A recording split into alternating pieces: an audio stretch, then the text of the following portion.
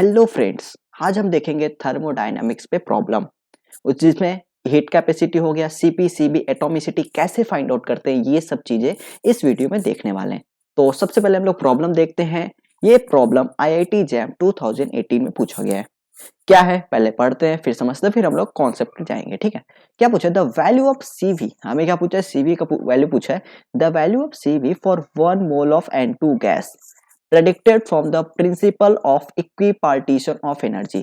ठीक है, ignoring vibrational, क्या हमें इग्नोर करना है? वाइब्रेशनल कंट्रीब्यूशन इग्नोर करना है हमें। मतलब सिंपल सा सीवी की वैल्यू पूछा है, किसका? 1 मोल ऑफ N2 गैस का, by the use of equipartition of energy. ठीक है, उसका जो भी होता है, और उसमें हमें इग्नोर करना है वाइब्रेशनल कंट्रीब्यूशन को। तो क्या होगा? जूल पर केल्विन पर मोल में बताना है।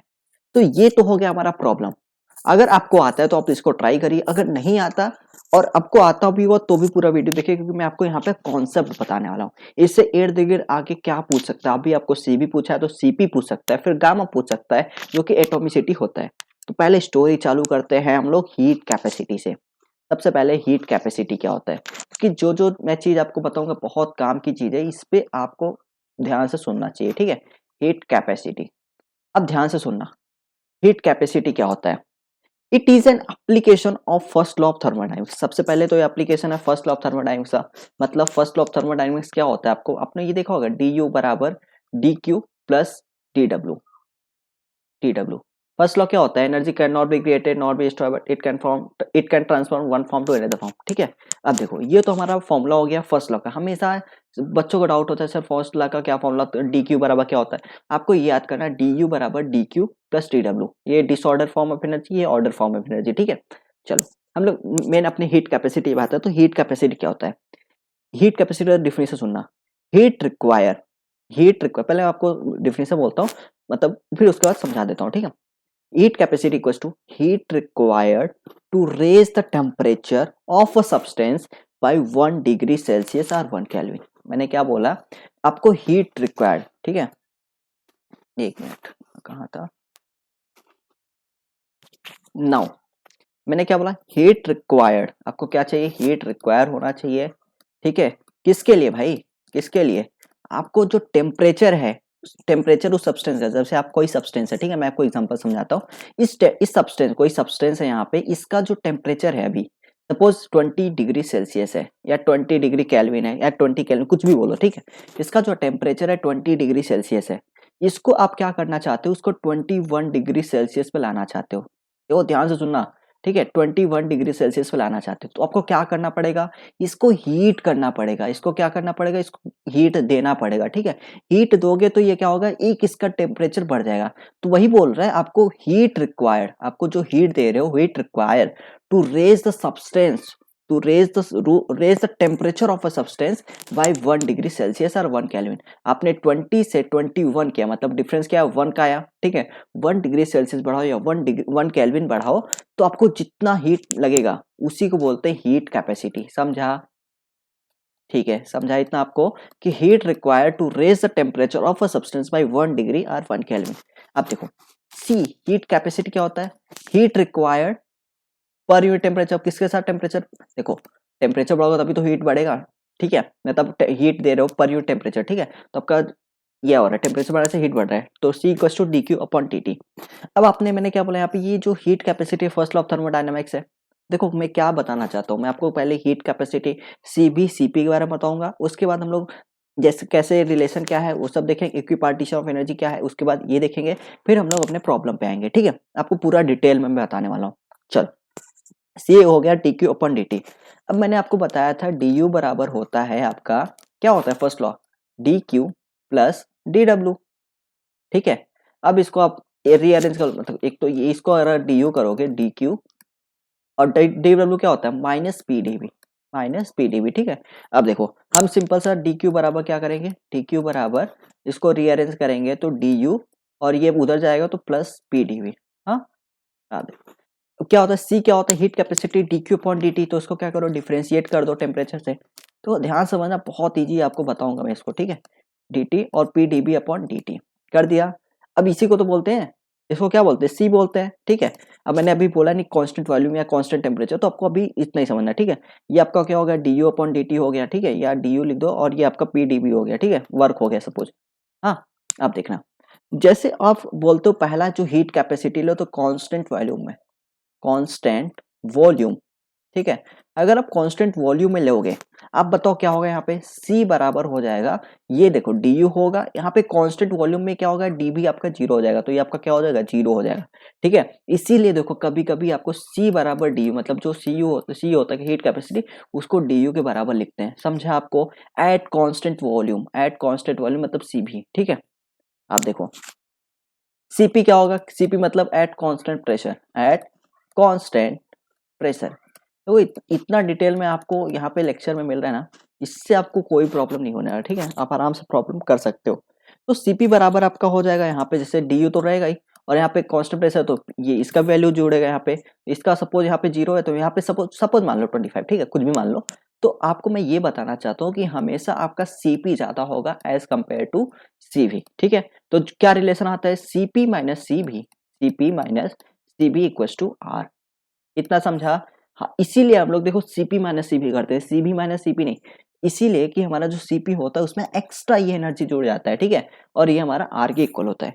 तो ये तो हो गया हमारा हीट कैपेसिटी, सीपी सीबी। अगर हम लोग constant heat capacity constant volume लेते हो तो क्या होता है, कांस्टेंट प्रेशर लेगा तो क्या होगा, कैसे होगा, सीपी माइनस सीपी कैसे है, ये सब कुछ समझ में आ गया, ठीक है। चलो अब हम आगे बढ़ते हैं। अब हम देखेंगे इक्वी पार्टीशन ऑफ एनर्जी। क्या देखेंगे आपका, equi partition of energy, equi partition, equi partition of energy. बहुत सिंपल सा कॉन्सेप्ट है, एक बार बस सुनना है आपको, वीडियो ध्यान से देखना है बस, उसके बाद आपको कोई दिक्कत नहीं होगा, ठीक है। Now equi partition of energy में जो भी आपको वीडियो कॉन्सेप्ट बता रहा हूँ बहुत इंपॉर्टेंट है। अगर आपने इतना ही देख लिया, पीवाई की जो सीरीज मैंने बनाया उतना ही देख लेना, आपको कहीं ना कहीं प्रॉब्लम मिलने वाले एग्जाम में और अच्छे से आप कर लोगे, ठीक है। Now equi partition of energy क्या होता है, सबसे पहले आपको मैंने बोला इंटरनल एनर्जी। अच्छा, इंटरनल एनर्जी होता क्या है भाई साहब, इंटरनल कोई मॉलिक्यूल का इंटरनल एनर्जी, उसमें क्या क्या आएंगे, उसमें आपका ट्रांसलेशनल एनर्जी आएगा, और क्या आएगा, रोटेशनल एनर्जी आएगा, और वाइब्रेशन, मतलब मॉलिक्यूल आपका ट्रांसलेट होगा, रोटेशन होगा, वाइब्रेशन होगा, ठीक है। मतलब इंटरनल एनर्जी आपका आ गया, ट्रांसलेशन, रोटेशन, वाइब्रेशन। अब अपने काइनेटिक थियरी ऑफ गैसेस से पढ़ा होगा, ध्यान से सुनना मैं जो बता रहा हूँ उसको, ठीक है। Kinetic theory of gases, kinetic theory of gases में आपने देखा होगा, ठीक है।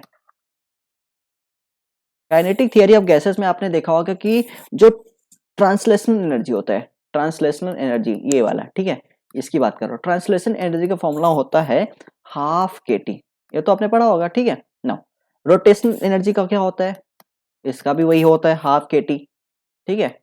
वाइब्रेशनल का क्या होता है, इसका अलग होता है, इसका क्या होता है, इसमें हाफ नहीं होता, इसमें सिर्फ के टी होता है। ये आपको पता होना चाहिए, और पता अगर नहीं पता है तो आप पता चल गया आपको कि ठीक है। Translation energy kinetic theory of gases में आपने पढ़ा होगा हाफ के टी, रोटेशनल एनर्जी हाफ के टी, वाइब्रेशनल एनर्जी हाफ के टी होता है।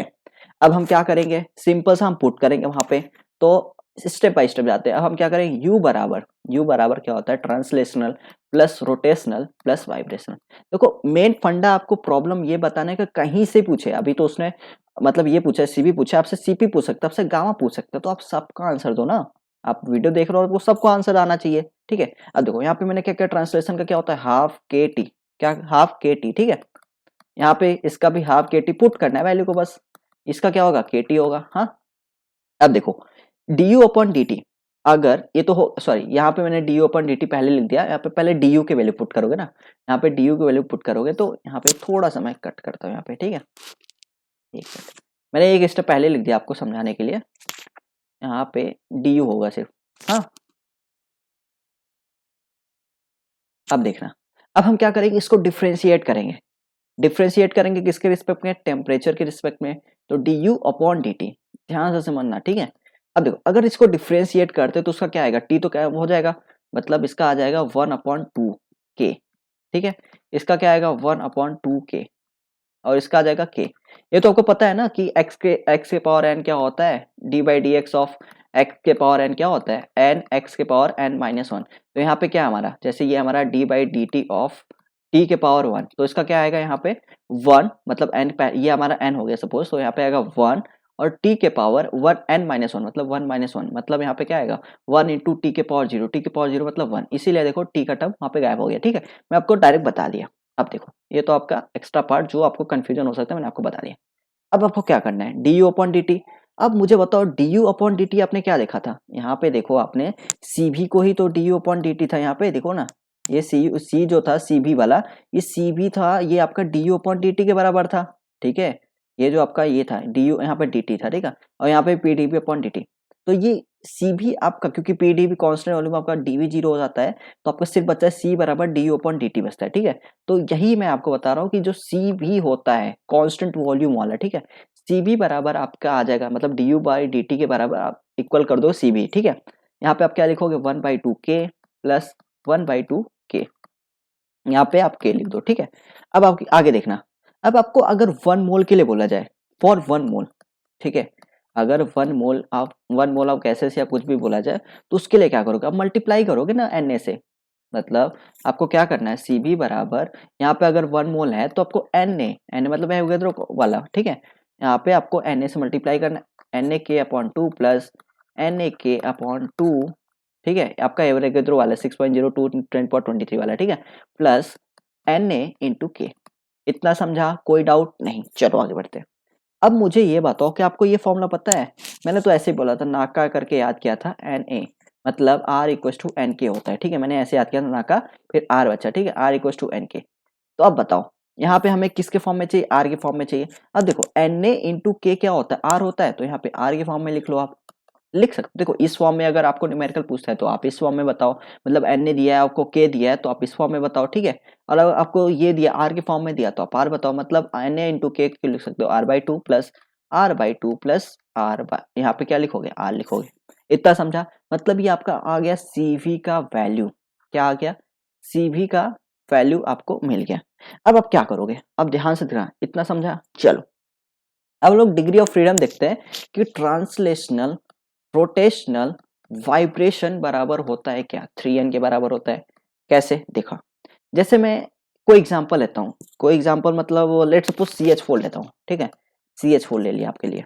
ठीक है, अब यहाँ पे 3n निकालो, 3n मतलब 3, n आपका क्या है, n आपका नंबर ऑफ एटम्स है, यहाँ पे देखो 4 हाइड्रोजन है प्लस 1 कार्बन, मतलब टोटल 5 आ गए, तो यहाँ पे 3n कितना आ जाएगा आपका 15 आ जाएगा। ठीक है, आप ध्यान से सुनना, जो मैं आपको बता रहा हूँ बस एक बार सुनना, वीडियो थोड़ा लेंथी हो जाएगा बट आप लोगों को कॉन्सेप्ट समझ में आ जाएगा। ठीक है, अब देखो 3 भाग में डिवाइड करो, एक होता है ट्रांसलेशनल, ये आपका ट्रांसलेशन वाला हो गया, ये आपका हो गया रोटेशनल और ये हो गया वाइब्रेशनल। ठीक है, ट्रांसलेशन हमेशा 3 होता है, फिक्स है, मतलब जो इसमें से 15 में से आपका 3 ट्रांसलेशनल रहेगा।